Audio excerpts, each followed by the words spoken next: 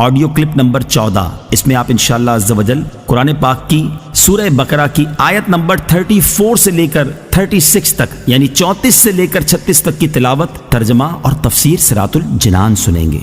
بسم اللہ الرحمن الرحیم۔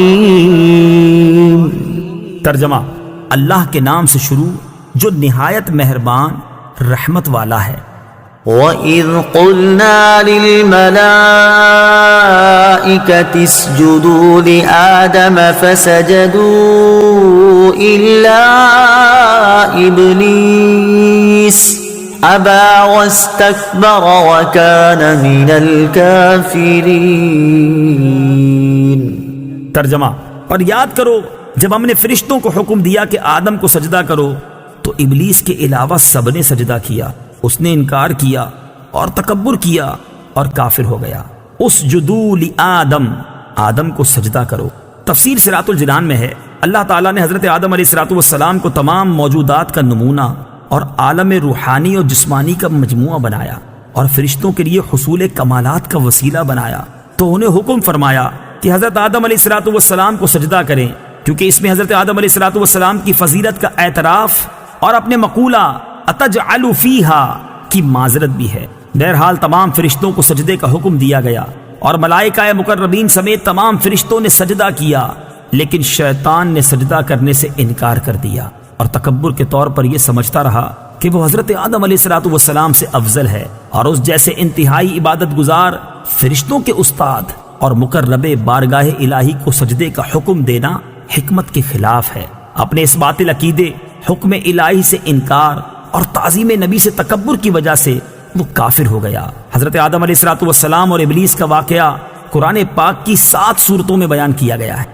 سجدہ سے متعلق چند شرعی احکام اس آیت میں سجدے کا ذکر ہے، اس مناسبت سے یہاں سجدے سے متعلق چند احکام بیان کیے جاتے ہیں۔ سجدے کی 2 قسمیں ہیں، عبادت کا سجدہ، تعظیم کا سجدہ۔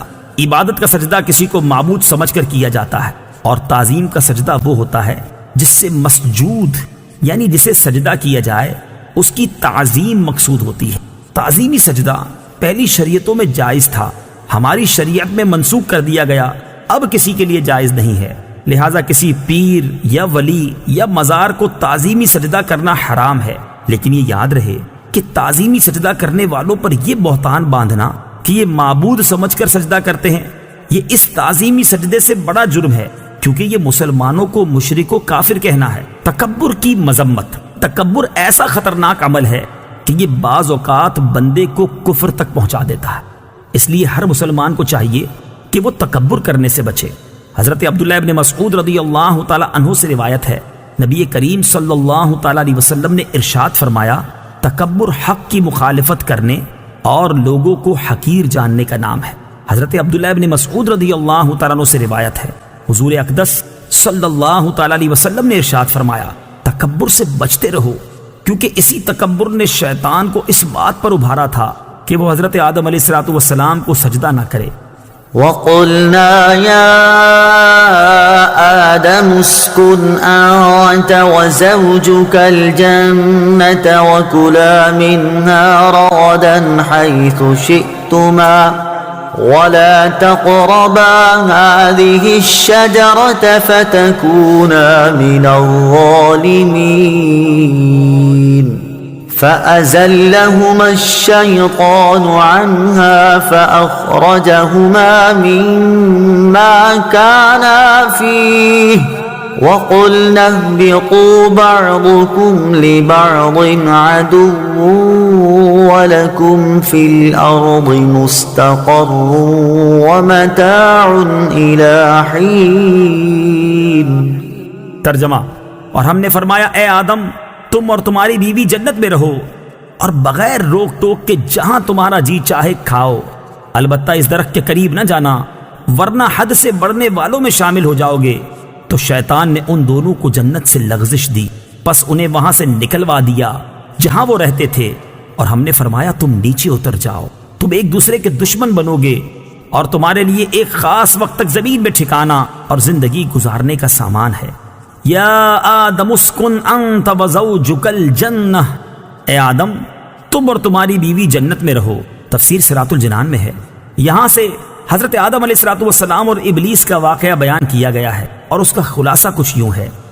حضرت آدم علیہ السلام اور ابلیس کے واقعے کا خلاصہ: حضرت آدم علیہ السلام کو سجدہ نہ کرنے کی وجہ سے شیطان مردود ہوا تھا، لہٰذا وہ حضرت آدم علیہ السلام کو نقصان پہنچانے کی طاق میں رہا۔ اللہ تعالیٰ نے حضرت آدم علیہ السلام اور حضرت حوا رضی اللہ تعالی عنہا سے فرمایا کہ جنت میں رہو اور جہاں دل کرے بے روک ٹوک کھاؤ، البتہ اس درخت کے قریب نہ جانا۔ شیطان نے انہیں وسوسہ ڈالا اور کہنے لگا کہ تمہیں تمہارے رب عز و جل نے اس درخت سے اس لیے بنا فرمایا ہے کہ کہیں تم فرشتے نہ بن جاؤ یا تم ہمیشہ زندہ رہنے والے نہ بن جاؤ۔ اور اس کے ساتھ شیطان نے قسم کھا کر کہا کہ میں تم دونوں کا خیر خواہ ہوں۔ اس پر انہیں خیال ہوا کہ اللہ پاک کی جھوٹی قسم کون کھا سکتا ہے۔ اس خیال سے حضرت حوا رضی اللہ تعالی عنہا نے اس میں سے کچھ کھایا، پھر حضرت آدم علیہ السلام کو دیا تو انہوں نے بھی کھا لیا، اور یہ خیال کیا کہ اللہ تعالیٰ کی ممانعت تحریمی نہ تھی بلکہ تنزیہی تھی، یعنی حرام قرار دینے کے لیے نہ تھی بلکہ ایک ناپسندیدگی کا اظہار تھا۔ یہاں حضرت آدم علیہ السلام سے اجتہاد میں خطا ہوئی، اور خطائے اجتہادی گناہ نہیں ہوتی، چنانچہ شیطان کے دھوکے کی وجہ سے انہوں نے اس ممنوعہ درخت کا پھل کھا لیا، اور پھل کھاتے ہی ان کے پردے کے مقام بے پردہ ہو گئے، اور وہ اسے چھپانے کے لیے ان پر پتے ڈالنے لگے۔ اس وقت اللہ تعالیٰ نے فرمایا کہ کیا میں نے تمہیں اس درخت سے منع نہیں کیا تھا، اور میں نے تم سے یہ نہ فرمایا تھا کہ شیطان تمہارا کھلا دشمن ہے؟ اس کے بعد حکم الہی ہوا کہ تم زمین پر اتر جاؤ، اب تمہاری اولاد آپس میں ایک دوسرے کی دشمن ہوگی، اور تم ایک خاص وقت تک زمین میں رہو گے۔ زمین پر تشریف آوری کے بعد حضرت آدم علیہ السلام ایک عرصے تک اپنی لغزش کی معافی مانگتے رہے، حتیٰ کہ آپ علیہ السلام کو اللہ تعالیٰ کی طرف سے چند کلمات سکھائے گئے۔ پھر جب آپ علیہ السلام نے ان کلمات کے ساتھ توبہ و معافی کی درخواست کی تو وہ قبول ہوئی۔ ایک اہم مسئلہ یہاں ایک اہم مسئلہ یاد رکھنا ضروری ہے، کیونکہ آج کل بے باکی کا دور ہے، اور جس کا جو جی چاہتا ہے بول دیتا ہے، یہاں تک کہ مذہبی معاملات میں اور اہم عقائد میں بھی زبان کی بے احتیاطیاں شمار سے باہر ہیں۔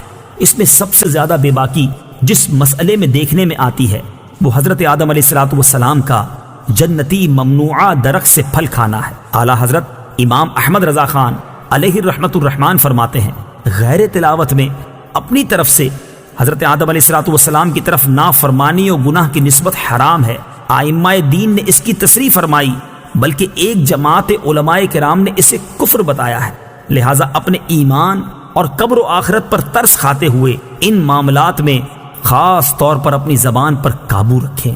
وَلَا تَقْرَبَا، اور قریب نہ جانا۔ اس آیت میں اصل ممانعت درخت کا پھل کھانے کی ہے، لیکن اس کے لیے فرمایا کہ قریب نہ جانا۔ اس طرز خطاب سے علماء نے یہ مسئلہ نکالا ہے کہ اصل فعل کے ارتکاب سے بچانے کے لیے اس کے قریب جانے سے بھی روکنا چاہیے۔ جیسے بچے کے سیڑھیوں سے گرنے کا اندیشہ ہوتا ہے تو اسے صرف سیڑھیوں پر کھڑا ہونے سے منع نہیں کرتے بلکہ سیڑھیوں کے قریب بھی نہیں جانے دیتے۔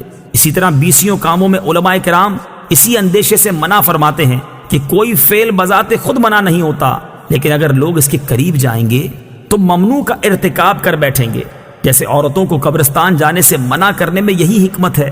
اسی سے پیر اور مشائخ کے فعل کا استدلال ہو سکتا ہے کہ وہ مریدوں کی تربیت کے لیے بعض اوقات کسی جائز کام سے بھی روک دیتے ہیں، کیونکہ وہ جائز کام کسی برائی تک پہنچنے کا ذریعہ بن سکتا ہے۔ فَتَكُونَا مِنَ الظَّالِمِينَ، ورنہ تم زیادتی کرنے والوں سے ہو جاؤ گے۔ ظلم کا معنی ہے کسی شے کو اس کی اپنی جگہ کے علاوہ کسی اور جگہ رکھنا، اور یہاں آیت میں ظلم خلاف اولا کے معنی